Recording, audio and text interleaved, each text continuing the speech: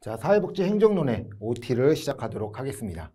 자, 사회복지 행정론, 이 사회복지 행정론도 크게 4장으로 이제 이루어지긴 하는데요. 우리가 이제 사회복지 행정의 개관, 그래서 사회복지 행정이 어떻게 이루어지고 있는지 이런 내용들이 중요하고요. 특히 중요한 것이 역사입니다.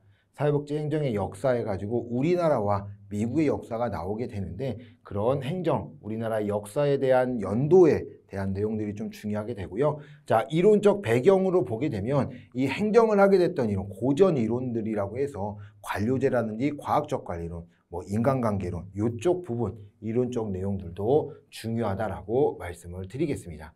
자, 두 번째가 사회복지 조직의 체계인데요. 자, 전달 체계를 보게 됩니다. 그래서 이 정책론에서 배웠던 전달 체계가 있어요. 공공 전달 체계, 민간 전달 체계. 그 내용이 여기서 그대로 중복된다라고 말씀을 드릴 수가 있습니다. 그리고 나서 조직의 구조, 우리 조직들이 어떻게 이루어져 있는지, 그리고 그 조직을 어떻게 구조화를 할 것인가 라는 것들이 이제 좀 중요하고요. 자, 조직의 문화들이 있습니다. 우리 이제 특수성, 환경, 일반 환경이냐, 뭐 과업 환경이냐, 아니면 조직의 특수한 상황들이 어떤 것들이 있는가. 그래서 이제 지역사회 조직에 대한 그런 내용들이 나오게 되고요. 그 안에서 나타날 수 있는 리더십이라든지 기획기법, 의사소통 방법들이 시험에 좀 자주 출제되고 있습니다. 자, 리더십이라고 얘기하면은 우리가 이제 리더가 가지고 있는 것들이죠. 그래서 리더십 이론도 있고요. 뭐 리더십 이론이라고 해서 뭐 특성 이론이라든지 행동 이론 이런 것들이 있고요.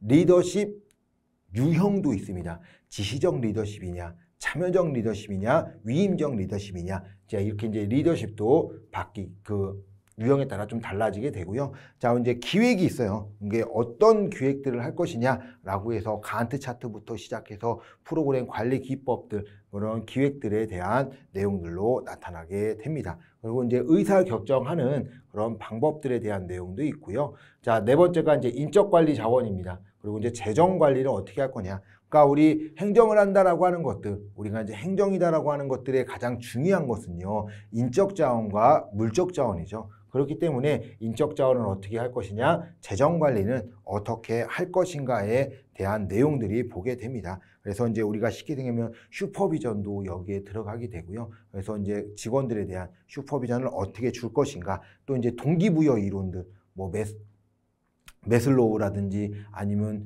동기위생이론, ERG 이론, 뭐 이런 이론들이 이 인적관리, 재산관리에 들어가게 된다라고 이제 이야기합니다. 그리고 이제 예산관리가 들어가게 되면은 품목별 예산 방법, 성과주의 예산 방법, 기획 예산 방법, 연기준 예산 방법 이런 이론들도 나오게 되죠.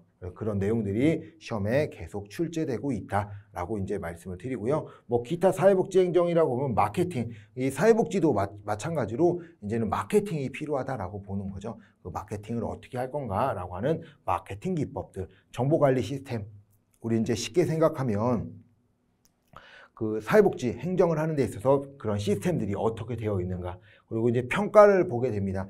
평가를 보게 되는데 우리 이제 평가를 보게 되면 논리 모델이 나와요. 이 시험 문제에서 논리 모델이 계속 출제되고 있는 부분들이 있다라고 이야기합니다. 그래서 이제 행정은 크게 이제 이렇게 5단계로 이제 이루어지게 되는데요. 뭐 나오는 내용들이 정해져 있다라고 얘기하지만 범위는 조금 정해져 있긴 합니다. 근데 이 사회복지 행정론 볼 때마다 내용들의 범위들이 넓어지고 있어요. 그러니까 왜 그러냐면 사회복지 행정이라고 하는 그런 정해져 있는데요. 뭐 계속 잘 나오고 있는 것들은 뭐 어떻게 기획을 할 거냐, 행정의 역사는, 이론적 배경은, 뭐 우리가 쉽게 생각하면 프로그램 평가는, 그리고 이제 재정 관리로 인해서 기법들은 뭐 이런 것들은 자주 출제되고 있긴 하지만 뭐 그 외에 문제들이 행정이라는 과목의 자체가 정말 광범위한 게 행정이거든요. 근데 그 중에 이제 사회복지 쪽에 이제 행정을 갖고 온다라고 해서 좀 갖고 오긴 하지만 요새 문제 출제들은요, 좀 기존에 있었던 범위들을 벗어난 그런 지역적인 문제들이 좀 많이 나오고 있는 과목이 행정론입니다. 그래서 가끔씩 어렵게 느껴지게 되는 거죠. 이거 뭐야? 이 이론들이 뭐지?